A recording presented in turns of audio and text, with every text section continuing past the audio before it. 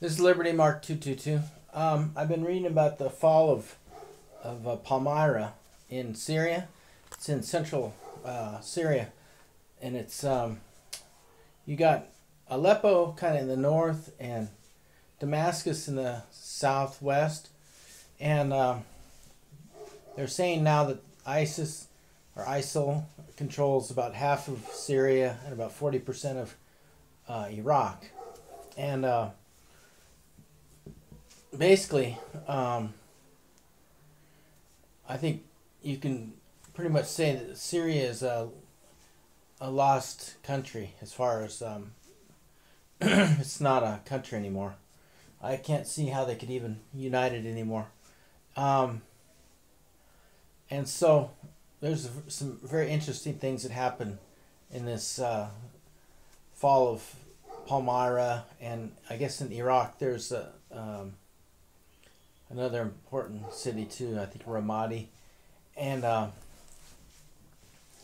so I guess if you look at what happened, they said that Palmyra is about 50,000 people, and the reports of ISIL, the number of fighters was maybe 400 fighters.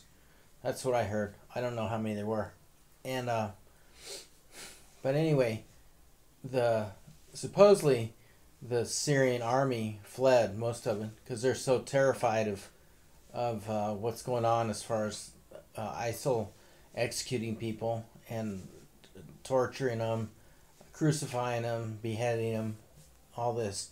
And so but the reports are that the Syrian government said that there's about 400 civilians that died, and then there's a watch group that said at least 217 people were executed by ISIL in this Palmyra, and other people say there's about 300 soldiers that were killed. So there's a whole bunch of contradictory reports. People said there's bodies everywhere. They're really afraid that ISIS is going to go in and destroy a lot of this ancient ruins, this ancient Roman city. It's got some of the best preserved Roman architecture in the world. And so I guess the next question is, if Syria really can't stop ISIL, and it doesn't look like Iraq is stopping ISIL, they're gaining all sorts of power, all sorts of adherents. I guess basically what you have is a new country in the Middle East here. Syria is gone, and Iraq, the country is Iraq, is basically gone. So you have the Kurdish part of the northern part of Iraq, which seems like that's going to be a new Kurdistan, and the southern part of Iraq, which is mostly Shiite, and it would make a lot of sense for them to be united with Iran. And so I don't see the southern part necessarily being independent. I see them uniting with Iran. And so anyway, how does this affect the people in Turkey, the people in Egypt, people in Saudi Arabia?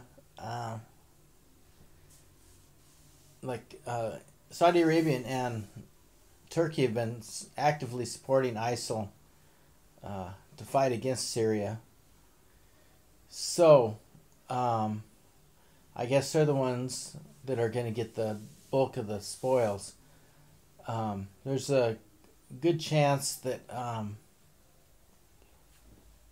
Turkey's going to end up with some land here, and Saudi Arabia.